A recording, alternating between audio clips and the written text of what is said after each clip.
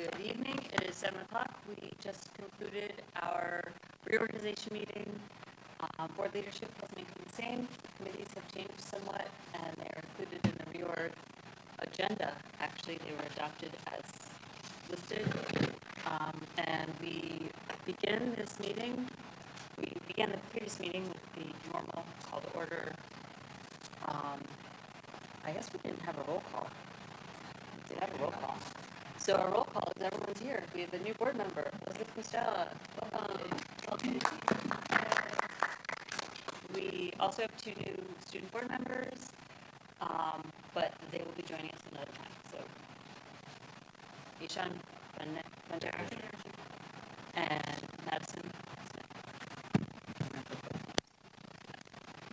With that, we have a public hearing for the Code of Conduct. Would anyone present like to discuss the Code of Conduct? There have been minimal changes to it, but we have the opportunity for the public to be heard, and no one's coming up. So now we have the opportunity for the good of the order. Yay for graduation! People who put that together do a great job. The students were great. The speeches were great. Frank, your speech was well done, and also enterprise. I was trying to take a picture of your daughter watching your speech. That's very cute. So I was like, you can't watch that, so I wanted to get that. I thought graduation Karen. was great. Yeah. But I do have another concern that I'd like to bring up. I mean, I sent an email and didn't get any responses, but I still remain concerned about communication. I know I'm referring to the Parent Square posting that went out about the signs and the tradition.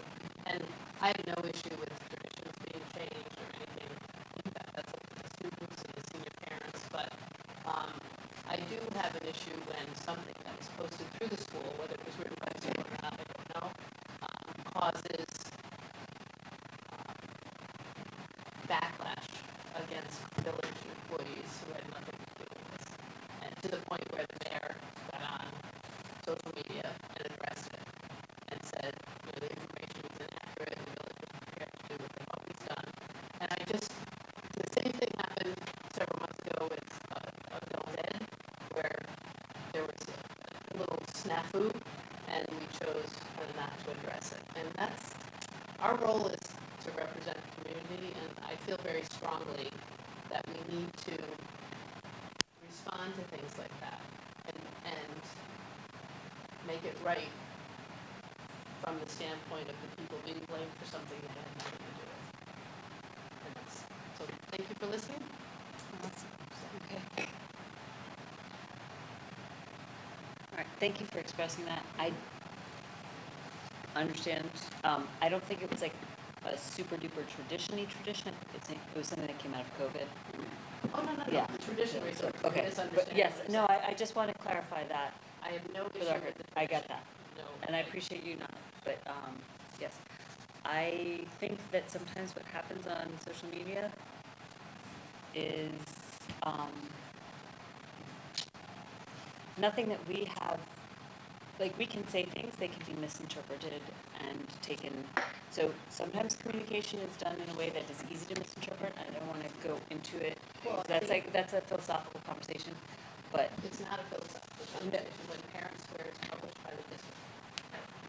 Sometimes, at least in the past, when things go out that are not from the district but on behalf of another organization, there's a disclaimer, at least identifying the source. I don't know if that was done in this case. If it wasn't, like, that's an opportunity to review procedures and take a look.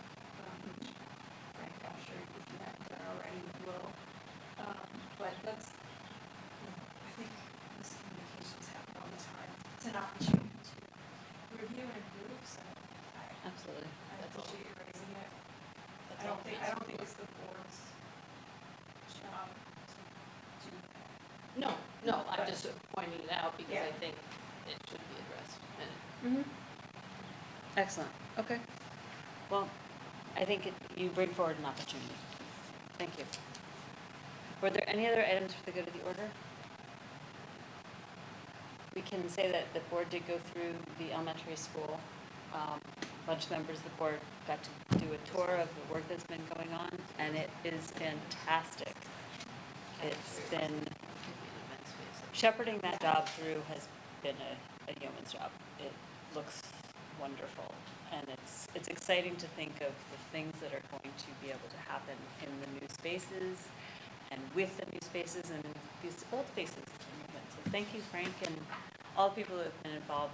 It's not just holding the tools, but getting it to that point is amazing. So very exciting. We now have the opportunity for the public to be heard. Anyone? All right, we'll move forward. Student board member report will return when student board members return. And then, now Frank, you have a presentation? Or not? Just a report. Yeah, reporting. Capital project update, as the board, many of the board members saw, we went through the facility itself. I think it's kind of awe-inspiring when you go into the old transportation facility and see now that it is a beautiful functioning cafeteria and kitchen. So it's pretty impressive, and it is close to being done. They're going to start cleaning it out. The floors are going to get done. I mean, you saw it. It's finishing touches at this point. Third floor is getting its air conditioning put in, and a lot of it is almost getting done. So in the next 2 months, there'll be a lot of turnover. Our maintenance and custodial staff are working really hard and diligently to make sure that the staff can go in, and it will be a good environment for them to return back into. So it's moving forward very quickly. We're happy to see the progress. Summer programming update. I did let the board know this, but I just think it's important that the community understands that just because school is not in session doesn't mean we're not in session. We do have our summer school program through BOCES. It's a shared regional program. We send about 10 students to that. That is housed at Gilderland this year. We have a boot camp of sorts for our Earth Science Readings exam taught by a teacher paid for Title I funds. Also, we have distance learning review courses for any student who wants to take courses. We also have global studies review course in-house because some students might need a little bit more one-to-one attention, so they have an opportunity.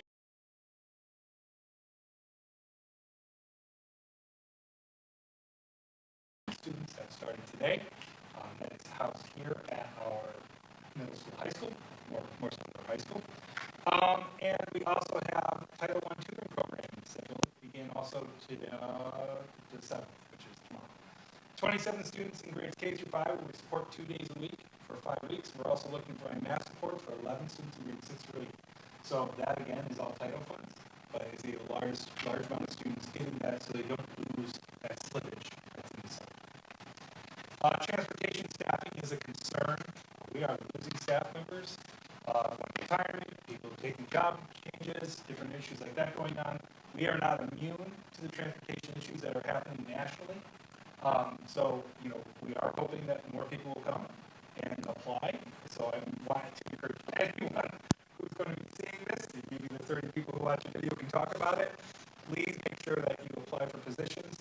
We are looking at everything we possibly can do, from going out to bids, to working with broader communities, to be able to see all the different efforts we can before taking any impact on our students. But unfortunately, it comes down to if we don't have the staff to transport, we have to do the things that other schools have done to be able to meet those needs. So limit routes, condense routes, go out for bidding. Those are things we have to do if we can't find it. Talk about what's involved in the training, like a license if you don't have. So Colleen, do you know a little bit more? So getting a license, we will train you completely. We'll get you behind the wheel. We have trainers that go through it. It's called 19A training, so this is a certification that goes through it. We have you get your license, your Class C license. We give you your driver's test. So we will handheld you all the way through the process of getting it. And a lot of people do it. And another thing that people don't realize is it's a great opportunity for stay-at-home parents because they can, ride the bus in the morning. They're there for their children after school. We have a lot of people who do that. Also retirees, another great opportunity for people are looking for 4 hours a day, even studying, be allowed to. Thank you. Yes. On the distance learning? Yes. Or any of the other optional programming? Yes. No, but that all came out, I think, in notifications through Parent Square. Yes. Right? Yep. So people can reference. Yeah, that's all been referenced out by the principals. And if there are questions, please reach out to them. They have all the information. There are also reaching out to individual students as well by qualifying. Yeah, they're doing a lot of outreach. Continuing ed, the board's going to consider an update for instructor rates for our continuing ed program. As you all know, the rates have not been changed for many years, as we discussed at the rest of the presentation. The rates presented tonight have not changed from the presentation that I gave earlier. Also, as we're doing instructor rates, we also will be getting out the brochure to our community, hopefully mailed to the residents on August 17th. Registration is going to open on the 20th, and classes are scheduled to begin on October 5th. The board has the whole memo and everything that's on it. We're also offering new favorites along with potential new courses, including public speaking, watercolor painting, exercise and fitness, defensive driving.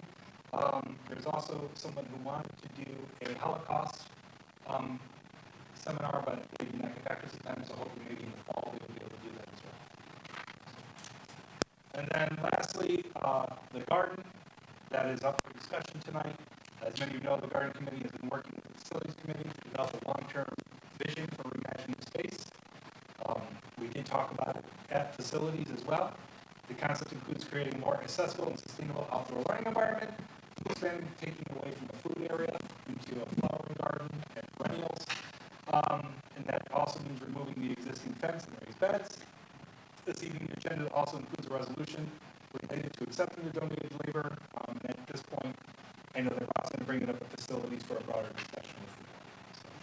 So that is it, and I was quick, so you can all get out of here for the vote. Right, with that, we move to item 4.1, approval of minutes. Thank you, Frank. Thank you, Sheldon. Would anyone like to move them? I'll move them. Second? Second, please go ahead. All in favor? Aye. Okay, so Artie and Rob, thank you. With that, treasurer's reports and claims auditor reports. Are you guys okay with doing those as a consent agenda? Okay, conversation or move them? I'll just point out that claims auditor reports, the exceptions were less than 2% of funds dispersed, so it's we will miss it. Okay, Artie's moving it. Anyone seconding? All right, Matt's gonna get the second on that one. Okay. So 5.1 and 5.2, would anyone like to say aye or on favor? Aye. Okay, thank you. Anyone opposed? No? Okay. All right, with that, we move to personnel items. We'll just do 5.3 all together. There's a lot there. Any conversation or would anyone like to move them? I'll move it. Barbara's moving it. Second? Elizabeth seconds. All in favor? Aye. Any opposed? No. All right. With that, we move all the way over to 5.4 CSC recommendations. And also, okay, let's just do that one. 5.4. I'll move them. So Archie's going to move it. Anyone second?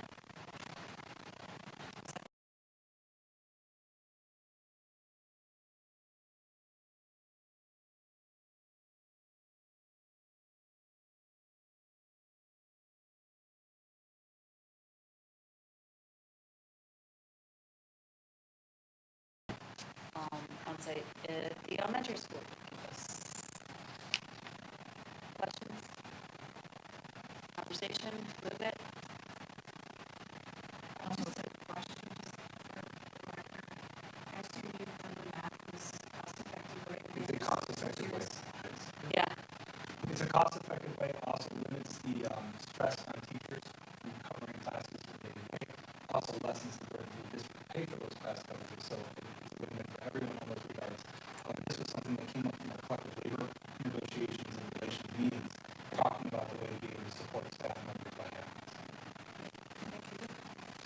I'm excited to see how it works, or to hear how it works.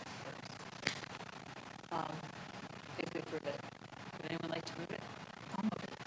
Elizabeth moves it. Second? Second. All in favor? Aye.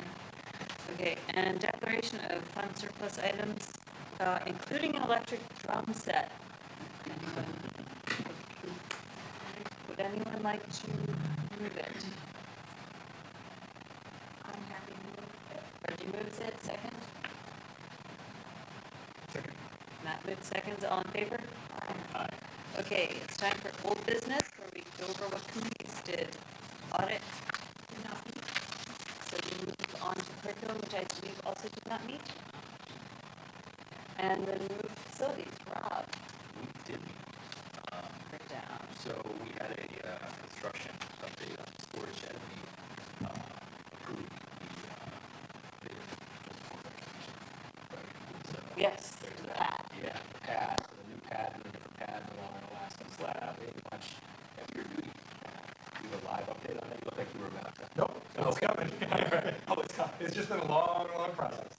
Yeah, so we will soon have a storage shed out. Awesome. We talked about the snack shack status and update on the power and electric. There used to be power indoor, right? Sorry, electric and plumbing. Going out there. We will soon have, I hope I believe, No, there's an update on that. there's an update on that. So all my updates are not. It's good, it's there. There was. Can I take over on that one real quick? Go ahead. So there is a resolution to be able to accept the work from Kiwanis, because our goal is to still do this, so having the resolution is important. The trenching came back and the bid was $12,000. That is a lot of money, more so than it should be for trenching an area. So we're going back to the drawing board to figure out how to get the area trenched, so we then can lay the conduit down to re-establish the electric and water that was open. We can, but there's also, it's making things safe and all the other issues that go along with it. I think Andy's looking at what he can do in order to take care of it. But yeah, that was a large amount of money. We just had to compensate it. We just can't afford that. All right, so stay tuned for water and power. Our goal is to still get it done. We just, sometimes there's a setback and you just gotta pivot and refocus. The pool was closed for a few weeks to replace the sand in the filter. I'm assuming that all connects. I know it's now open. It's open, I was told it's clearer than it's ever been. I'll bet. Nice, fresh filter stuff. And then the big one, the Blackbird Paradise Garden. Frank talked mostly about what they're proposing, which is, when you first hear about it, it sounds like getting rid of a garden, but it's not. It's replacing a different type of garden. So what's there right now is not in the best of shape. A fence and a raised beds, and it makes a lot of sense to do something. What they come up with, I think, we talked about facilities, which would be kind of get rid of everything that's there in phases and go with a bigger open, right? You don't have to fence anymore. It'll be an open, sort of wildflower, butterfly kind of garden, as opposed to a vegetable garden. Greenhouses encompass the apples, the apple trees that we're in. Also, the goal is to do it in phases. Teaching. Yeah. Pollinator track. And also, the other idea behind it, what the garden committee said, is it also will allow for easier access for volunteers, because it is volunteer driven to do that work. So it's easier upkeep for the long term of it as well. Yeah, I think there's some disability access stuff with the fencing and the raised beds as well. They're not super wheelchair accessible. No. Is there a schematic? They have not They haven't provided. done that. That's elementary. No, they are not. They're gonna, They're just doing the, the garden committee wants to get the flat surface and then begin phases of work. And then bring me to the facilities committee as they get more money and as we work in grants and support. But there is no layouts in that. I did ask them. yeah, no. And it's coming on the agenda soon here, so I think it's the appropriate place for discussion, right? Where's the discussion? Yep, this is it. Yeah. Yeah, so I have thoughts, it's not good to all of us to be there. So I have a lot of nostalgia for the Blackbird Garden, because all my kids benefited from it, but I completely understand the need to move forward, rethink, respect the time of volunteers who contributed to it, and you're right, like, it's there now, but it's not gonna look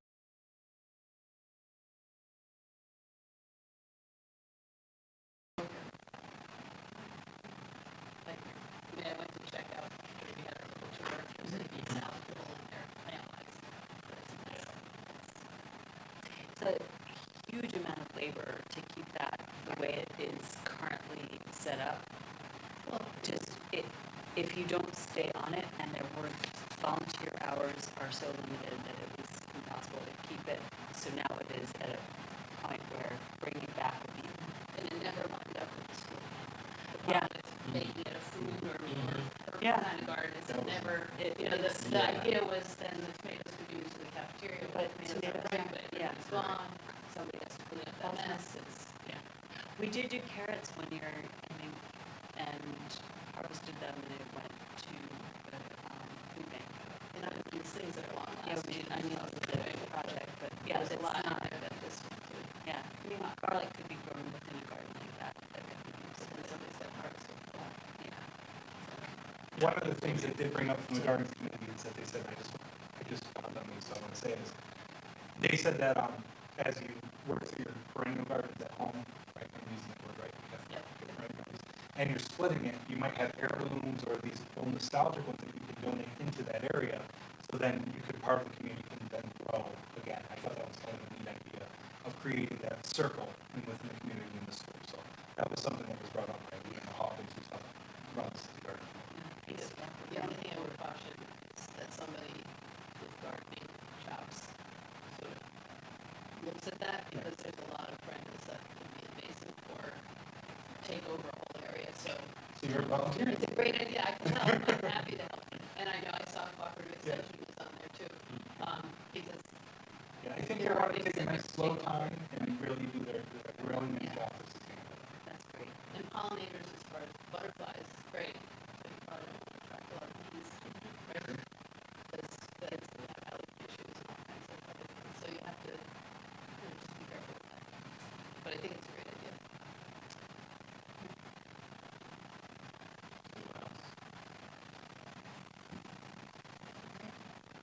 Should we go discuss policy? That's all I have. Good, thank you. Thanks for bringing that forward.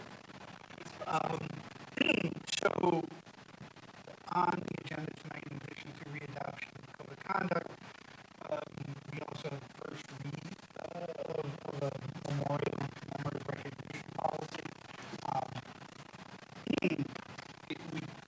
It's in council's hands right now. There's one particular broad issue I wanted looked at, but assuming there's no change to be made as a result of that, we think that it's a solid policy, particularly from the standpoint of mental health and the student well-being. So that's there. Otherwise, what I wanted to do is indulge you on to take a couple minutes and raise something for discussion. Policy 5252, I didn't see a printed copy in our materials, but a copy was emailed out yesterday. Something has recently been brought to our attention by a member of the public, so you just, get a little spiel here first. I just want to go over it and then open it up for any discussion or ideas. So you may have thoughts, etc. As the policy committee has not taken it up yet, we want to bring it back to the full board. You'll see why. It's an interesting issue that we think one of those instances where probably best to get full board's input before we really get to work on it. So 5252 is titled Student Activities Fund Management. There's one provision in it, and I'm not going to bore you with all of it, but the one provision of it which is in question here is, it is the policy of the Board of Education regarding all district-sponsored extracurricular and athletic events for which an admission fee is charged, that all senior citizens shall be exempt from payment of any such admissions fee. Okay, so put a pin in that. That's what the policy says, and it's our understanding that that change, or that addition, was placed there in 2017. One might call into question whether or not stakeholder input was requested. I wasn't here at the time, and certainly all our meetings are open to the public. Sometimes these things fall under the radar, but this is one of those issues that somebody's brought to our attention that said that the 2017 change was made to create create this exemption. In particular, the question is how it impacts the drama club, also known as the Unicians, am I pronouncing it correctly? And that is the only organization, to my knowledge, and I'm happy to be corrected here, that charges an entrance fee to an event. Although you may pay for some athletic events, those are typically sectionals. That's a sectional thing. That's NISPA. NISPA charges that. It's not a Voorheesville charge. A little bit about the Dionysians, which is why this is being brought to our attention, is they're unique in that they are largely a self-funded group. The district does pay for the advisor and the director, but everything else is paid for through funds that are raised by the organization, the largest fee of which are the licensing fees. It's just not cheap. When particularly want to go with a more timely show, as they did this past season, award-winning show of Hadestown. Those are things that you need to pay licensing fees for. Not only that, but you have costumes and you have sets, et cetera, et cetera. And so it's the admission fees through which they lion's share of their funding from that. And according to the communication that we received from the public, probably, I'm sure it's a rough estimate, but 20 to 30% of their attendants are senior citizens. And the other thing to throw in here is the issue of COVID, which that was the year that they had paid for legally long. And my understanding is many people had to, during that period of time, they had to meet those expenses because of the circumstances. And that has continued to place a large dent in their finances. So this being said, the question has been raised is this particular portion of the policy that creates a mandatory blanket exception for senior citizens. Is that something we want to revisit? And if so, how do we want to address it? Do we simply want to take it out? Do we want to create something that is a bit more aspirational, stating that it's the board's preference that organizations consider a discount or an exemption for senior citizen attendees? I have my own thoughts on it. I don't really take up the time now with those, but it's something that I thought that I would raise, and again, if somebody else can steer me in a different direction, I do think that in application, it's policy that exclusively impacts the drama club. Certainly other organizations have had events, they too would be bound by policy as it currently is, but in application, it's really only the drama club that is being, I'll say, negatively affected by this policy. So now is the time for the policy committee to get your feedback so that we can then go back in September when we take this back up. So we have an idea what direction the full board would like to go on in terms of change to the policy. What about an optional donation on the part of the senior citizens? You may actually get more money if people are just choosing an amount to donate or no. There is the option of donating, and some people do, but to my knowledge, it has not. I've talked to Lindsay about it. What about cabaret? Does that, It's the same. It would be the same. It applies to Yeah. all events. I think, Yeah. if I remember right, it was like the first year Yeah, on the you board were. when we did That was this you. policy.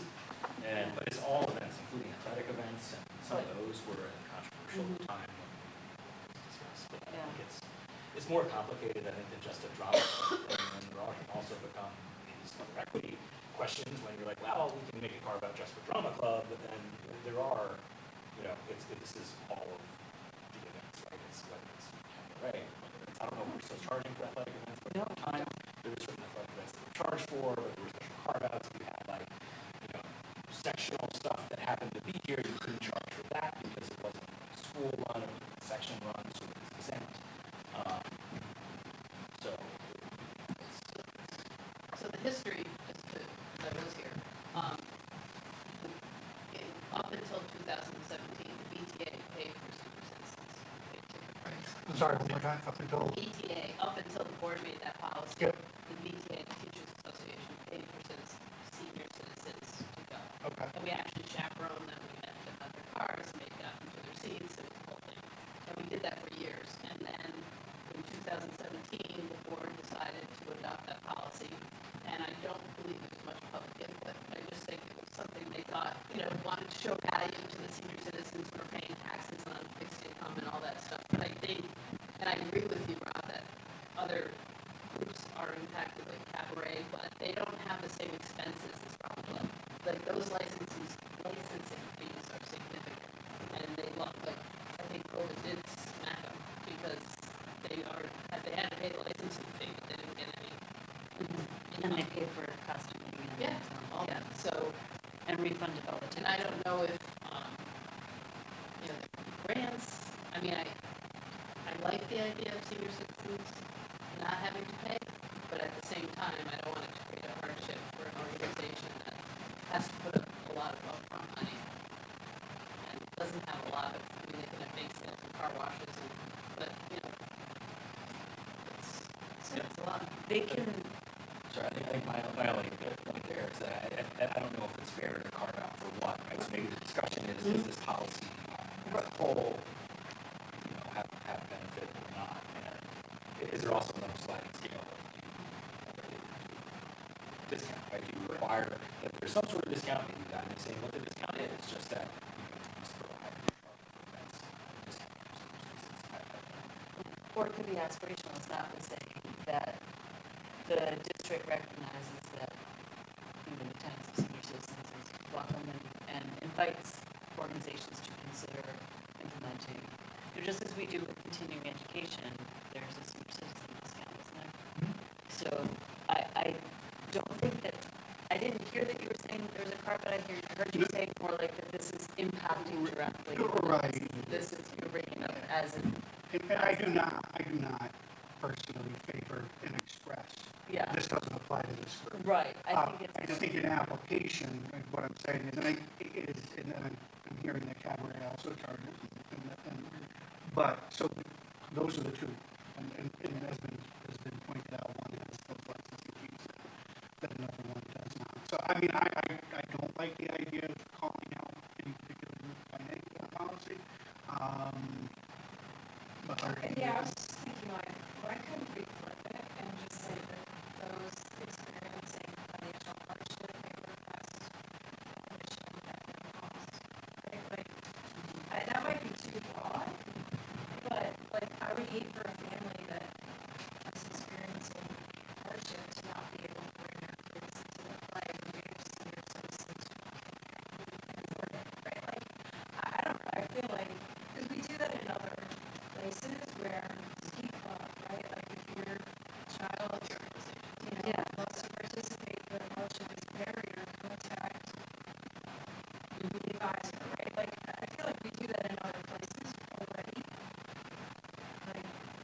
That is, how much is, I feel like that's, I'm sorry, too much, that sounds I think it was 15. Something in that 18 for a ticket. normal and then 12 for students or something. For a family of 4, it's about $50. Yeah, It's not pricey, but I mean, it's nothing compared to going to Proctor's, but it's not nothing compared to staying home. Yeah. But can I go back to your historical lesson, which I really appreciate because I was wondering where this come from. So when you were escorting senior citizens to students, presumably these were people who would, the BTA was in contact with you who would want to participate in this, but We work through the senior services. okay. But if somebody's grandparent was coming along and Yeah. They could just pay for a ticket, right? So this was just to bring in, I, So this was just senior services through that group, people who bought lunches. Right. yeah, so this was like a different group essentially, you know, seniors that Well, not we opened necessarily. it up to anybody who needs it, but those were the kind of the group we got. We didn't get, you know, if you brought your mother with your family, Yeah. you just kind of went in as a unit. Brought in and your weren't- mom. you weren't participating with that. I do recall the meeting where this happened, not to put you on the spot, but my recollection was that there was a screen up, not as nice as this one, with the Excel spreadsheet of the accountings for the different clubs, the different sectors of the Dionysus Club. And the accounts looked plush because they were post, you know, they were not in the thick of putting on a play. And that amount is actually what is needed to put on a play. So the play, right. So, but the board looked at it and was like, well, they have thousands of dollars, but it costs that much to put on a play. But I don't mean to disrespect the board at the time, but it looked like they have plenty of money, so they can afford to do something, which is a wonderful thing to do. I mean, you can see that in our financial audits every year, right, which are post-play, Mhm. right? There's They have money. 30, I think last year was $30,000 to $40,000 in drop on club's account. Right? But if they're cycling that money, Yeah. it's And that, to my recollection, which is, you know, about a decade and long, lots of going on, that's not much more than, or it might be less than, I think it's less than what I recall the combined. I don't know. I just remember being struck by it, so it was like a formative memory. But, yeah, if you were asking if the board would like me to, the policy committee, policy committee, I think it would be great to have the policy committee look into it, discuss it, reflect on it. what do you mean to discuss it? The 52. Yeah, no, I think our goal is to try to get feedback from the board on if we're gonna change it, what should we say? So if anyone has thoughts on how they'd like to see it tweaked, we would appreciate feedback now or before the next policy. Right, you've got, we don't need to exhaust the discussion today, but of course, we're taking a break over the summer, so you've got time to think about it and provide any feedback they may have. That goes for those who are watching from home. Could we discuss it again in August, like feedback, so we can all ponder it and think about it over the Do we have any idea what other school policies are? We can if they have that. I'd be interested in seeing drama Yeah. clubs. I can just give you an example of drama clubs. I was a drama director at one point in my life. I will tell you that high tier licensing fees, so schools want to do the big musicals, right? They want to do the 87, they want to do the big ones. Those cost a lot of money, anywhere between your royalty fees for about 4 to 5 performances can go anywhere between $2,000 to $7,000, depending on. And then you're looking at your sets, your lighting, you pay for your pit, because you want the High School Musical, you know, the music there, you want the choreographer, that's another $8,000 to $10,000. So just in licensing fees and, you know, everything else, you're looking at $14,000 to $17,000 to put on a play. So when you're saying there's all that money, I just want to kind of clarify, there really isn't, right? Right. Because it is pretty cost effective. They could do a play where the licensing fee is going to be $500 or $1,000, but they're not going to get the people in. Right. It's gonna be all over Twitch. Right, they're not going to get the people, and they're not going to get the kids who want to do it. So, you know, I just want to kind of share the pricing that goes into that. So if you don't know, lazy people in the community watching this may not understand the true cost. It is expensive. You have to pay an increase. For example, the royalty fees are there, but not all the licensing of the music is in it. So then you have to pay extra licensing that wasn't in it yet. Because the play and the musical are different, so you have to pay the licensing fees for that. So there's always it's a money maker, right? There's money to be made there. So I want to kind of clarify. So Matt, what was the number of percentage of senior citizens? Say 30%? Maybe 20 to 30%. I think the email that we received was 20 to 30. So there it is. It's there for your consideration. When you said aspirational, you meant that the board, the policy would say the board suggests, encourages consideration of, like, to me, that seems like Fast. a non-dictating. It is, I mean, it's passive, and I would hope, certainly would hope that, listen, the policy is created under circumstances, and the current circumstances are, we're looking at trauma, and so, and how it affects them, and so I certainly would hope that any other group, if they're thinking of charging a fee, who aren't dealing with similar significant overhead costs, will give serious consideration to giving a significant discount, if not exempt from election for senior citizens. I'm fully in favor of that. But the reality is that circumstances as they apply to the drama club is extraordinarily different. This is probably more like, but do we have any data from the requester of how many senior citizens are currently opting for an exemption? You can have, Like that. you can see it, that's data we can, I mean, my understanding is the way it goes is that it's not a, you don't have to identify yourself, you just show up. You just walk in. You just walk in. The, For the current no fee for a senior citizen. you have to get a senior citizen ticket. Oh, you do? Yeah, oh, yeah, no, and it's a different color ticket. It's senior citizen. Oh, yeah, you gotta You pay have to for go to the box office. You don't and actually pay for collect it. the ticket. You get a different ticket. It's They do $0, anything. you have to pay for, but it's a different ticket, and you have to go up and get the ticket, you can't just walk in, so they absolutely should have And the data would be available. 100% should be available. Okay, You know, okay. Yeah, that'd be good so, to know. Yeah, it would, Is it legal for a school district like Northern Barrel has, you can add $7 to your tab and buy a beer for a vet, or you buy a seat for a senior citizen? I think that would be like part of the aspirational, though. You don't want to suggest that that's the way they should recoup costs by doing that, because they have boxes for people to make donations, but yeah. I would be curious what the actual data is on the things we've seen going around are kind of guesstimates that aren't right. So if we had actual ticket data that shows how the problem is, that would inform it okay. as well. I think that's certainly fair. We can ask the producers for the drama clubs for that information. Yeah, I'm assuming they keep those records. Yeah, the producers should have. I could talk to John and call Deb Engel and see how many people she brings, if they're still doing that. I have no idea. I don't think they're truly doing it. I think it comes down to more, so the grandparents and the other components like that. My mother-in-law goes, it's a free ticket, right? Like, I think it's the other component. It's not the senior citizens who go to the senior citizen banquet. I think those are like 10 to 20 people. I think more as the grandparents and the other extended families that come to visit. Those are a lot of it who would make up the senior citizens.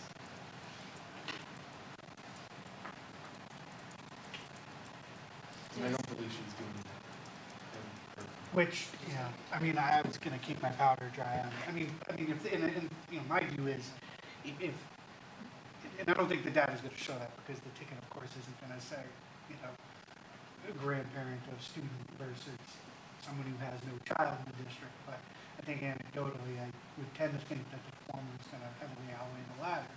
And so if you're part of a family and you're coming with them to a grandchild or family member's show,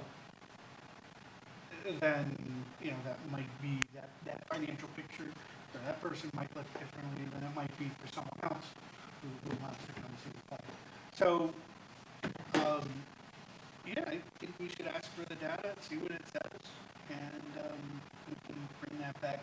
Do you want me to send it? Yes, myself an email. You get it? They're not, but Yeah. so we'll get the data from the elementary, middle school, and high school producers, because they charge for all of them. Right, fifth grade, middle school and high school. So we'll get the data from all of it, and we'll break it down by grade level, and work through the data that way. You can do it all together, and we'll by the second. Very cool. Thank you. That gives you the non-answer that you were looking for. And 15 minutes to spare. Well, we still have the rest of the Are we ready to go through the rest of the New business, item 7.1, a resolution to keep you around. Any conversation or anyone would like to move this? Item 7.1, the addendum to Mr. McCree's contract. Who's moving it? I'll move it, or second. Kathy moves, Barbara seconds, all in favor? Aye. All right, Thank you. congratulations.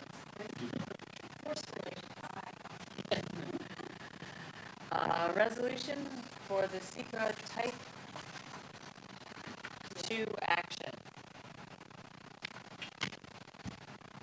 Conversation, would anyone like to move it?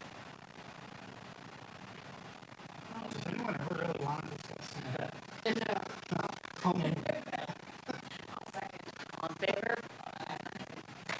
We have nothing to just, do for the first read. Is there any conversation?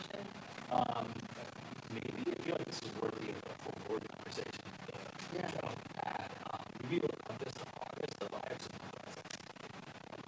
but the naming piece, I don't know if that's more controversial, less controversial, seems very prescriptive. I don't know exactly how I think about it. I know how maybe some people think about it, but and then some others might be such I think I have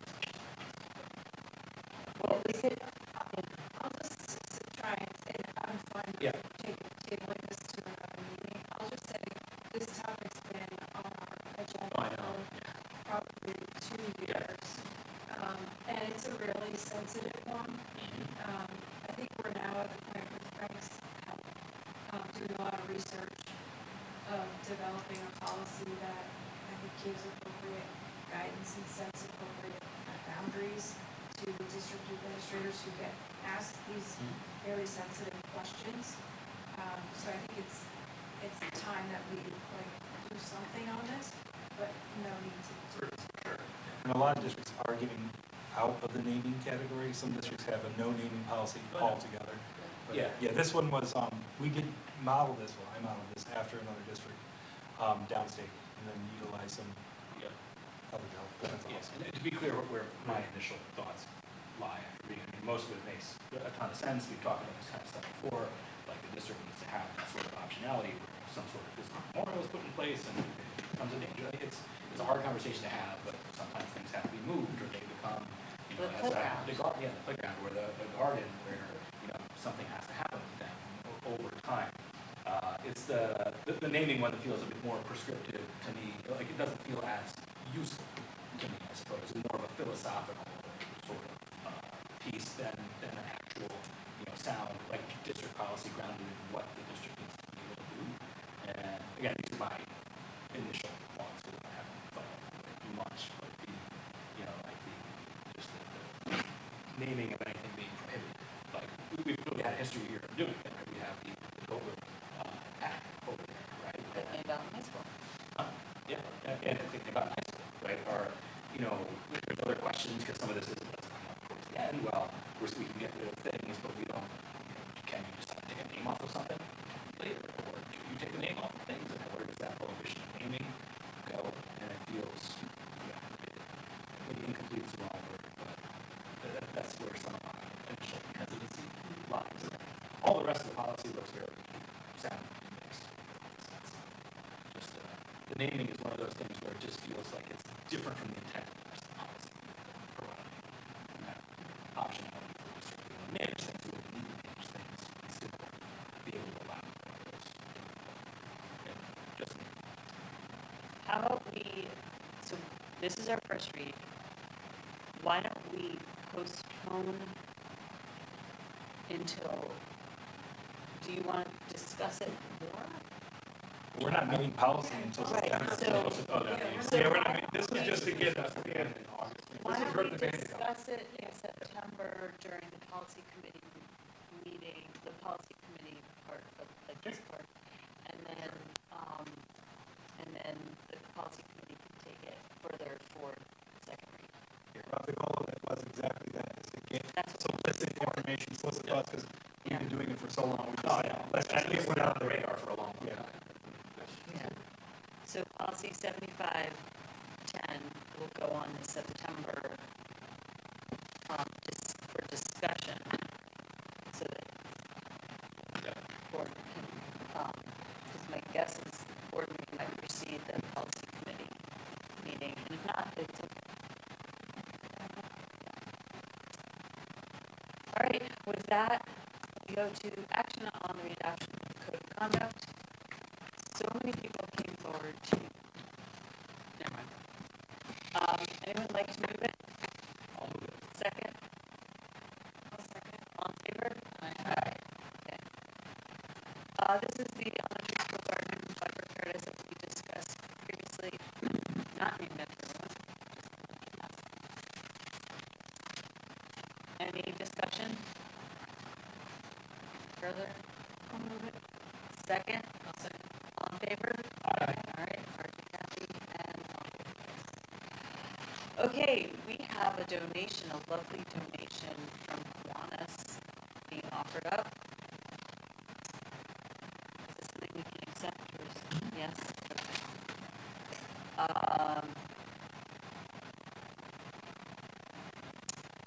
Anyone like to move it? I'll move it. Second? Second. All in favor? So with that, thanks goes out to the members of the garden committee for their hard work in elemental landscapes, for their offering of support, and Kiwanis for their donation, coordination, labor, and kind support that makes this district better. Very grateful. And one more donation from the class of 2027 parents, families, $1,202. Any conversation? Move it. I know, I'm like, I don't. Anyone else want to move it? Just for fun? All right, Barbara's moving it. Second? I'll second. All in favor, or just second? Aye, okay. With that, we have a second opportunity for the public to be heard. No members of the public are in attendance and moving towards the podium, so we move to the opportunity for the board to be heard. It is 7:52. Does anyone have anything to say other than thanks to everyone who suffered through the heat wave and got this district where it is today? Wishing everyone good.